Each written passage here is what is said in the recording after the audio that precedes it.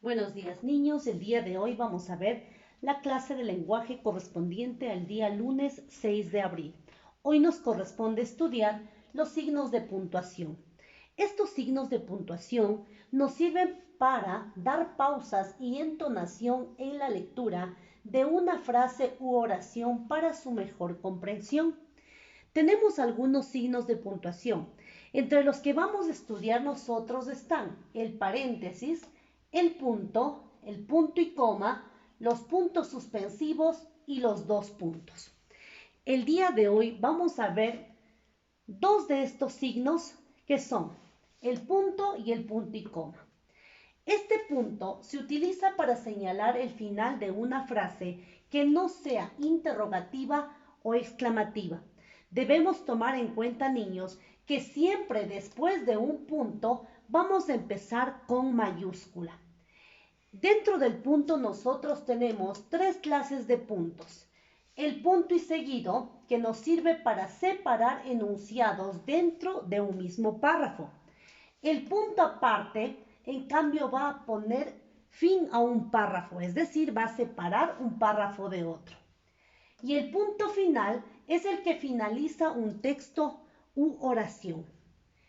El punto y coma, en cambio, se utiliza para separar los elementos de una enumeración cuando ya hemos utilizado la coma. También se utiliza para separar una oración de otra con la que está relacionada por su significado. Vamos a ver un poco más detalladamente cómo utilizar en este caso el punto. En el caso del punto y seguido, recordemos, separa dos frases de un mismo párrafo. Acá tenemos un ejemplo en este texto donde podemos observar que tenemos un punto. Este de acá es un punto seguido porque, como podemos observar, está dando fin a una oración y permite que inicie otra oración dentro del mismo párrafo. El otro punto es el punto aparte.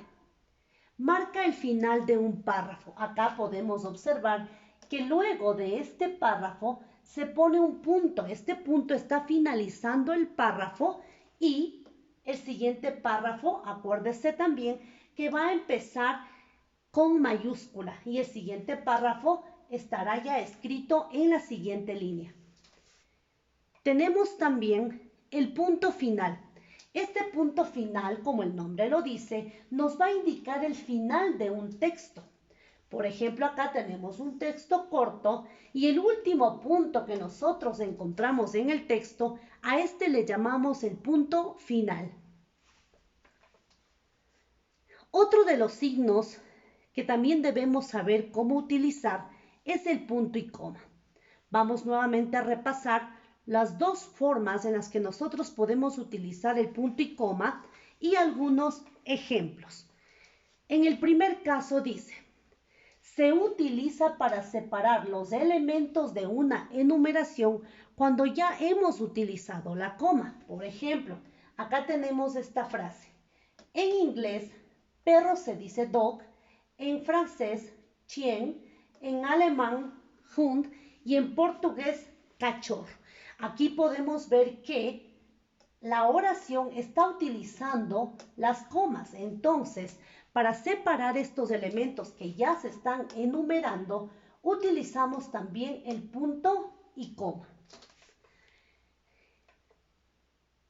El otro uso que le damos al punto y coma es, se utiliza para separar una oración de otra con la que está relacionada por su significado. Por ejemplo, dice, hoy es mi cumpleaños, esta tarde comeremos pastel. Si vemos, las dos oraciones están relacionadas entre sí porque están hablando de un mismo tema, pero para separarlas estamos utilizando el punto y coma.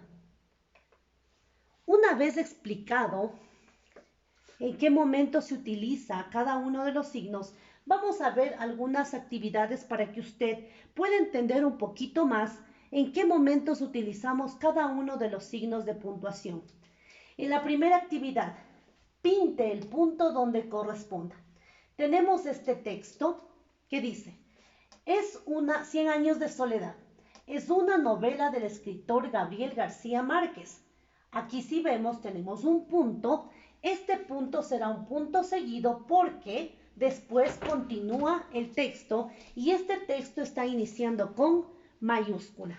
En este caso hemos terminado esta oración que es parte de un mismo párrafo y volvemos a utilizar el punto seguido. Al finalizar este párrafo, nuevamente debemos poner un punto y este será un punto aparte porque damos por terminado al párrafo. Lo mismo sucede en el siguiente párrafo. Una vez terminada la oración y para empezar otra oración, utilizamos el punto seguido.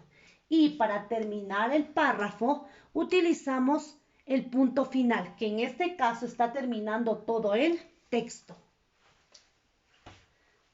Otra de las actividades para que usted entienda el uso de estos signos. En las siguientes oraciones ubique el punto y coma donde corresponda. Acá estamos separando oraciones que tienen relación con un mismo tema. El día había sido caluroso, no soplaba nada de aire. Si usted se da cuenta, las dos oraciones están hablando de un mismo tema y están separadas por el punto y coma. La otra oración, son artificiales, no pueden reproducirse. Es el mismo caso. No lo sé, no tuve tiempo de averiguarlo. Al contrario, no lo es. En todos estos ejemplos vamos a ver que se utiliza el punto y coma, nuevamente le repito, para separar oraciones que están hablando de un mismo tema o tienen relación. Con esta explicación damos por terminada la clase y vamos a explicar cómo usted va a resolver el deber del día de hoy, que es la tarea 4.22. En la primera pregunta le dice complete el siguiente organizador. Aquí nos habla del sujeto. Vamos a ver cuál es el núcleo del sujeto, que ya hemos estudiado, que en este caso es el sustantivo. Vamos a ver cuáles son los modificadores. Recuerde que hemos estudiado 4 modificadores, el modificador indirecto, el indirecto, y usted va a revisar cuáles son los otros 2. En la pregunta 2 le dice, lea la oración y conteste.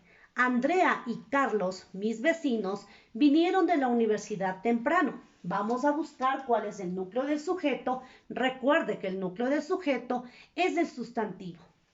Luego vamos a hacer la pregunta para reconocer al sujeto. Por ejemplo, en esta oración hago la pregunta, ¿quiénes vinieron de la universidad temprano? La respuesta a esa pregunta lo consideramos como sujeto. ¿Cuántos sustantivos tiene el sujeto? Reconocemos todo el sujeto, ¿sí? Y vamos a identificar cuántos sustantivos hay en total en todo el sujeto. Luego vamos a identificar la clase de sujeto. Recuerde que hay sujeto simple, compuesto, tácito y expreso. Luego nos pide la frase mis vecinos cumple la función de, miremos por favor, mis vecinos está entre comas. Revise por favor qué modificador es el que siempre lo escribimos entre comas. En la pregunta 3 me dice, subraye con rojo las aposiciones y verde las construcciones comparativas. Le he resuelto la primera para que usted se guíe.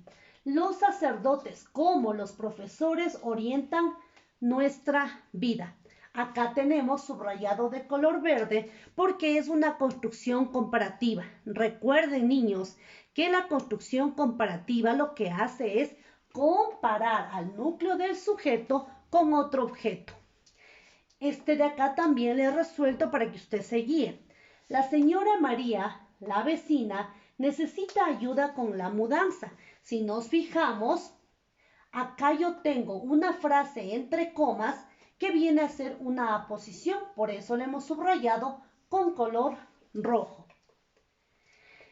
En la pregunta número 4 me pide analizar sintácticamente el sujeto de las oraciones.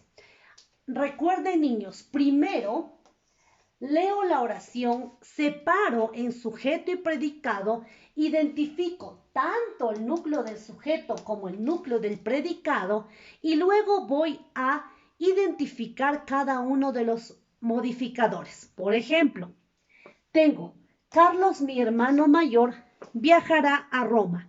Hago la pregunta, ¿quién viajará a Roma? Carlos, mi hermano mayor.